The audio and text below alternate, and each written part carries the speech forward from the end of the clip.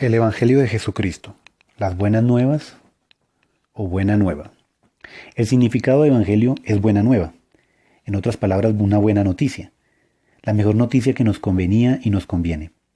Antes de Jesucristo y aún hoy día, sin Él, estábamos a causa del pecado apartados de Dios, apartados para un justo juicio, a causa de nuestra continua desobediencia.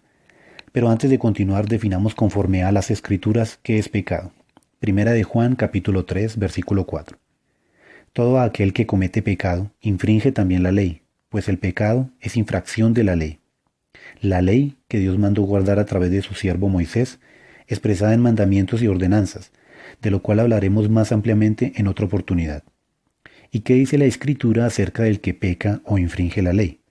Romanos capítulo 6, versículo 23. Porque la paga del pecado es muerte, mas la dádiva de Dios es vida eterna en Cristo Jesús, Señor nuestro. Así que este es el principio del Evangelio. Todos en absoluto estábamos condenados justamente por transgredir o infringir la ley de Dios.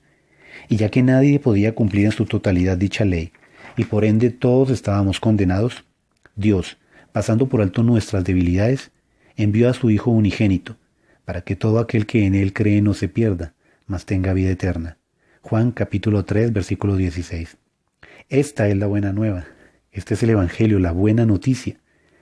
Ya que la paga del pecado es la muerte, Jesucristo a su tiempo con su sacrificio y con su sangre, en obediencia, pagó el precio de nuestra salvación, ya que Él fue y será el único que fue tentado en todo, según nuestra semejanza, pero sin pecado.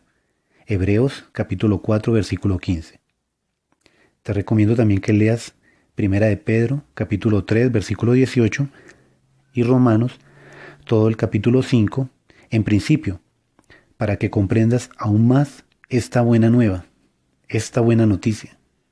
Ahora bien, para recibir este don, esta gracia inmerecida, Jesús mismo nos manda a arrepentirnos y a convertirnos, y creer en el Evangelio.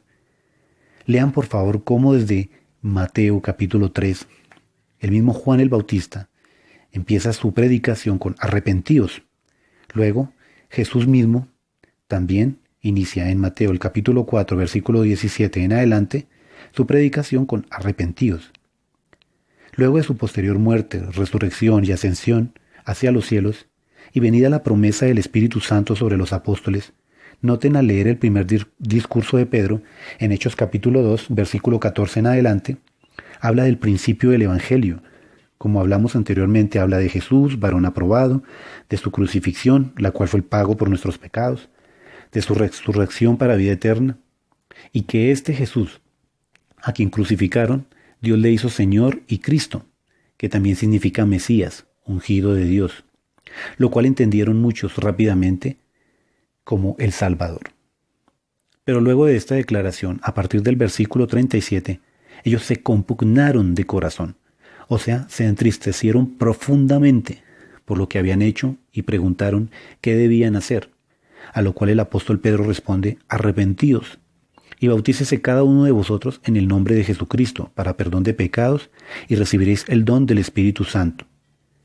Al igual que en su primera predicación a los gentiles, en Hechos capítulo 10, versículo 34 en adelante, o el apóstol Pablo en Primera de Corintios capítulo 15, versículo 1 también en adelante, como también hablan del principio del Evangelio. Ahora bien, ¿qué es arrepentirse y convertirse?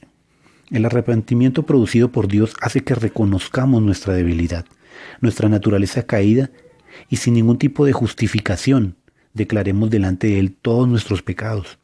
Y conversión significa que deseamos apartarnos del pecado, cualesquiera que sea. Toda esta gran verdad producirá en nosotros un gran cambio. Si así ha sido en tu vida, si a través de este mensaje has sido entristecido, entristecida en tu corazón a causa de tus pecados, arrepiéntete delante de Él, confiésale tus pecados y apártate de ellos para que recibas perdón y nazcas a una nueva vida en Cristo Jesús. En una próxima oportunidad hablaremos de otros temas como la ley, el antiguo pacto y el nuevo pacto, y otros temas en general que sé que edificarán tu vida. Bendiciones en Cristo.